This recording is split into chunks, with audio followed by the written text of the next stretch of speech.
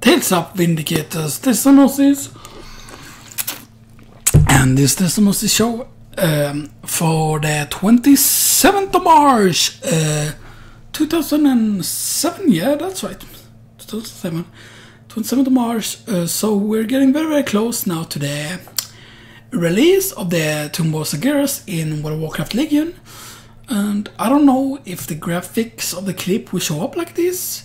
It might have, because I have Flux on, and it seems like the settings I have in Flux actually will make the color be like this when you actually watch the clip.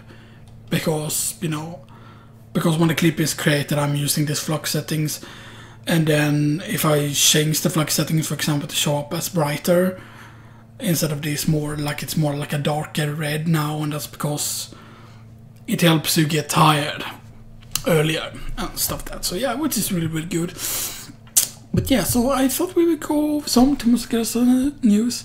As you can see, it's really dark outside. I'm actually recording this rather, rather late because I didn't have time to record on Sunday. So I'm doing the recording today.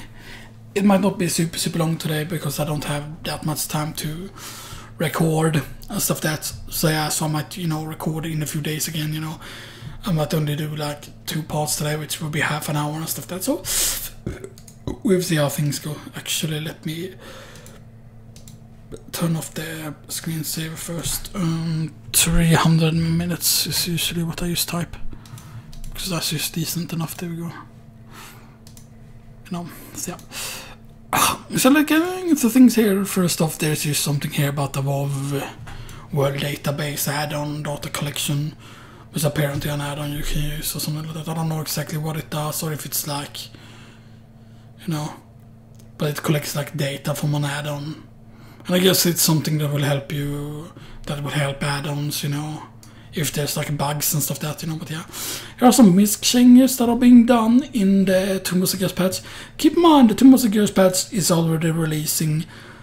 Technically, once it passes midnight now, and it goes into Tuesday, then early Tuesday morning is when the patch is applied in the United States. And on Tuesday after midnight, and when it's on like Wednesday morning, that's when the patch will be applied here in Europe. So I will try to go to bed. I won't be able to go to bed super early today because we're up really, really late last night, or like today basically. You could say I was up really, really late, even though it's technically on Monday, because once it was like Sunday after midnight, then it became Monday, you know, and stuff that. So yeah, but I want to try and go to bed like early on Tuesday then, so I can go up like early on, like Wednesday, or like early on Wednesday morning and stuff like that, because I believe the patch will have is applied between like 3 in the morning to 11 in the morning. I believe that's when the patch is going to be applied. So if I go up at like 9 or like 10 in the morning, that would be good. But I don't know, you know, sometimes I take quite a while to eat, you know, so maybe at 10, you know, or maybe I would take more than an hour. But then what if the patch isn't done yet, you know, that's the question, so yeah. But anyway, so misc changes, Blood Elf female and Tauren weapons finally have their weapon sizes adjusted. Because Blood Elf females, usually their swords were like a dagger sized, basically, pretty much. And a lot of things, which was really, really weird. Blood Elf female weapons were too small, essentially.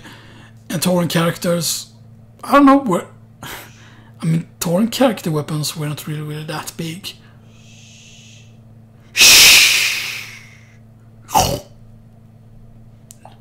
The Makerfun actually managed to pick up him doing that sound, you know, which is a bit stupid, you know. But yeah, so I don't know if Tauren characters had their weapons become smaller or bigger, because they say Tauren characters, so that means it affects both the female and the male. But yeah, Book and Alk World Quest was now scale items to item level 860, was item level 845.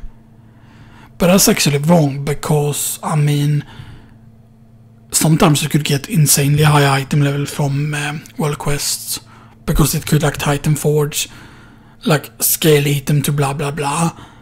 845, that's not true. It could like scale way higher than that. You could get like 880 from world quest, just if it like Titan Forge, or if it like, you know, like if your item level was high enough, or maybe that was used from like the PvP rewards that could become insanely high because it was dependent on your honor level, I believe, or maybe it is dependent also on your prestige level. But yeah, and the glorious tyranny enchant visuals has been changed in patch 7.2. Okay, but it now supposedly world quest was skill to item level 860. So that probably means that 860 is gonna be almost the base level, because 845 can kind of be the base once your like item level is high enough. Then 845 can kind of be the base. Yeah.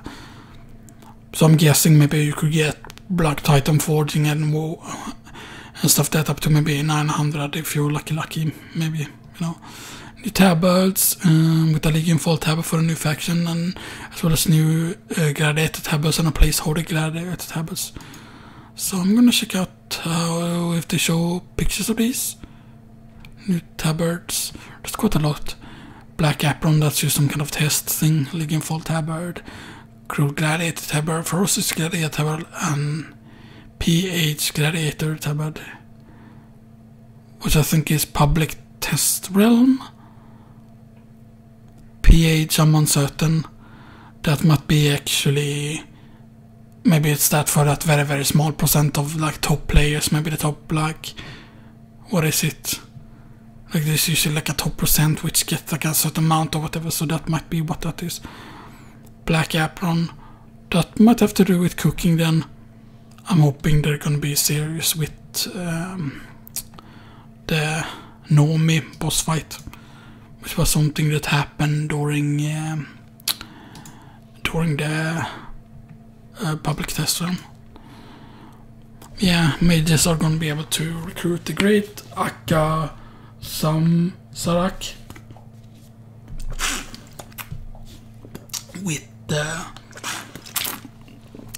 I mean, you did talk with him as a mage, but you didn't recruit him during like earlier in Legion and stuff there, because I remember my mage, my PF class time, he had gotten up to him, you know,